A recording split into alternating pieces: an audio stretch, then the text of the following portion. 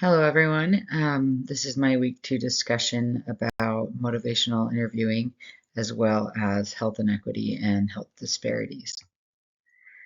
First, looking at motivational interviewing and some of the lessons I have learned.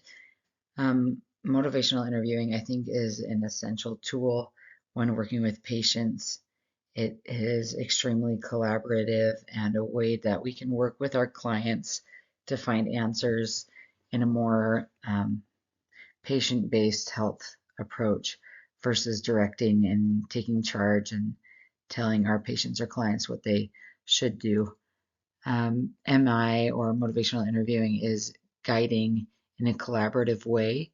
So working with the patient or client to understand what is important to them and using that as motivation, as well as using their own strengths or education and skills versus directing, which is more of a commanding or leading, which can be more appropriate in an educational setting, but when working with a patient, motivational interviewing is a more collaborative way. Um, Motivational interviewing is also essential for self-efficacy. It allows the patient to have more buy-in so that they have skin in the game, so to speak. They're motivated by things that are important to them versus being directed by a health professional. The key principles to motivational interviewing emphasize partnership, acceptance, compassion, and a vocation. As we can tell, these are all intrinsically motivating factors where we develop a relationship with the patient or client.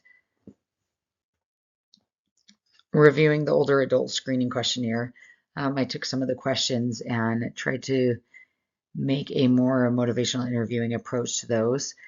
Opening dialogue with more open-ended versus closed-ended questions was a key that I looked at. So some of the questions that I came up with were, can you tell me about a nutrition plan that you have used in the past that appeals to you? What about this approach worked and what didn't? What does a typical day of eating look like for you? How would you feel about me sharing some strategies that I have seen work with other patients? How do you feel about your current weight compared to the goals that you have set? And then I'm really impressed with the knowledge that you have about cooking. How often do you usually cook meals at home? And what are your favorite types of food to incorporate in those meals? What are some barriers that you have in preparing meals at home? And how do you feel about food preparation and cooking? When reviewing these questions, like I said, they're more open-ended. So looking over these questions, once again, they are questions that are not answered with a yes or no. They are more open-ended to encourage dialogue between the patient.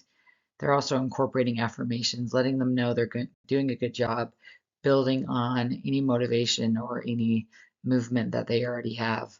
Like I'm really impressed with your knowledge about cooking. Can you tell me what you like to make? Or I'm really impressed with the progress you've made so far, just building off of the momentum that they've already established. Understanding the intrinsic motivation for certain behaviors, such as weight loss or cooking. So instead of just asking about a direct measure of weight loss or how often are you cooking with vegetables, trying to understand the motivation for those. What has worked in the past? Why would you, how would it feel to meet that goal? Trying to open up dialogue, but also understand at an intrinsic level. Recognizing any barriers. That way you can navigate those together with the patient or client and let them have a personal say in what barriers are unique to them. And then asking for permission to share information and educate in a partnership. Instead of directing and just giving a direct dialogue, asking, are you okay if I share some different approaches? That way they're still opening dialogue and you're able to communicate and ask permission in that partnership. Finally, some health outcomes that I've seen related to health disparities in previous and current SEL work. In previous coursework, I had the opportunity to interview the WIC coordinator for my county. I currently live in Tooele County in Utah. It's semi-rural. Parts of the county that she oversees are more rural and considered food deserts. And some of the barriers that she talked about establishing with those customers or participants in the WIC program are transportation and or family or work obligations. A lot of times a family would only have one car or be working two jobs, and often getting to a grocery store can be a barrier when they live in the more rural parts that grocery store is 45 minutes away. Additionally, I've seen patients at the hospital that have discussed financial barriers in terms of buying special dietary foods like gluten-free for celiacs. Also, working with patients at the hospital that there was a health literacy issue, speaking a different language, having English be their second language, and not understanding in terms, in this particular case, chronic kidney disease, the dietary recommendations that were being told to him. He would acknowledge them, but then was not following them at home. Finally, in this current course, my area of interest that I'm looking into for my grant is involving transgender healthcare, and specifically that of eating disorders. Transgender population are a lot more likely to be diagnosed with eating disorders or disordered eating, and that also is with gender diverse populations as well.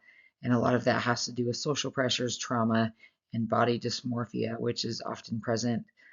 In this regard, there's a lot of healthcare professionals that lack knowledge about gender affirming care and also our screening and treatment tools that we use, finding ways to make those more inclusive so that we are able to have those patients feel more welcomed and more comfortable with their healthcare providers.